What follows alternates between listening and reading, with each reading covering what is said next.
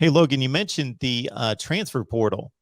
Mm-hmm. So, that's a situation where it's like NFL free agency, where obviously the match has to happen on both ends, where a player enters the transfer portal and they may look at Florida State and think, hey, that's a great destination, but it's got to work out for uh, Mike Norvell and his staff. And they evaluate, okay, this is the shape of our roster right now. These are the numbers in regards to scholarships, positions, need.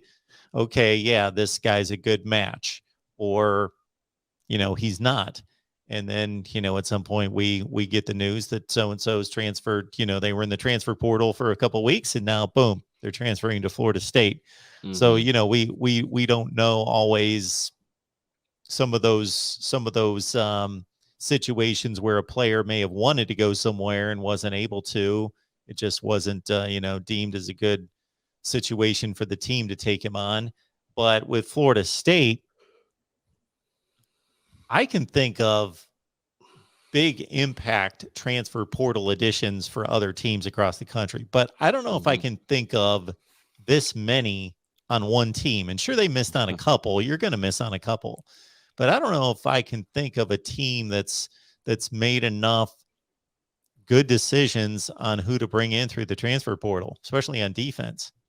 Yeah, no, Florida State did a really good job this last offseason and in the year before, but this season specifically, talking Jamie Robinson, who's had a solid year. The biggest star is going to be Jermaine Johnson, but Keir Thomas too on the other side. Those are two starting defensive ends. You needed depth, but you really need some starters too. And boom, you were able to grab both of them, and they've excelled in what they needed to do and what they came into Florida State as a game plan under Mike Norvell and Adam Fuller.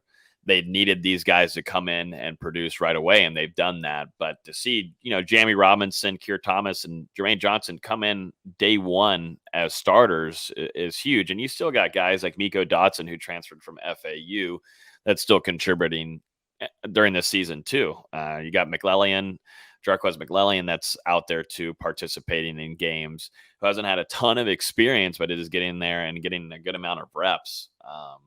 And that's just specifically defensively. If you're looking also on the offensive side of the ball, you start off with Mckenzie Milton, who's been a big time leader.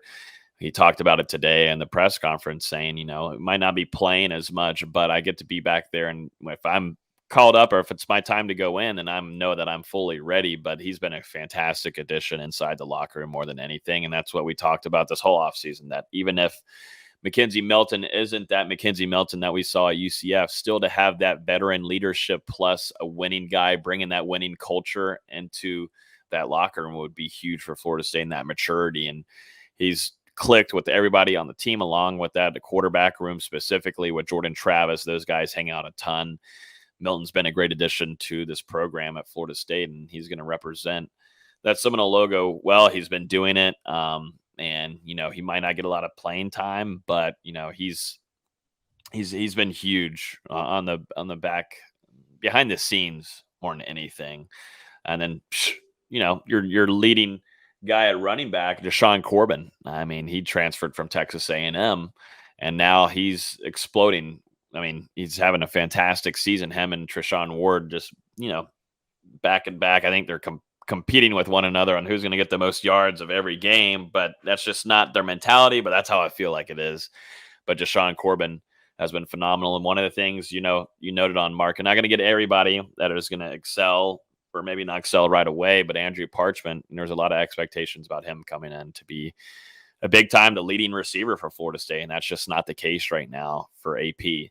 And, that might take a little while, and just getting better clicked with the offense. But right now, Florida State feels pretty fine with what they have at wide receiver. So there's a lot of things. Jordan Wilson, too, has been a solid contributor, blocking at tight end and even catching a few passes. It's just crazy how many transfers are. Dylan Gibbons, who we mentioned earlier, Devontae Love-Taylor. Those are two guys that transferred.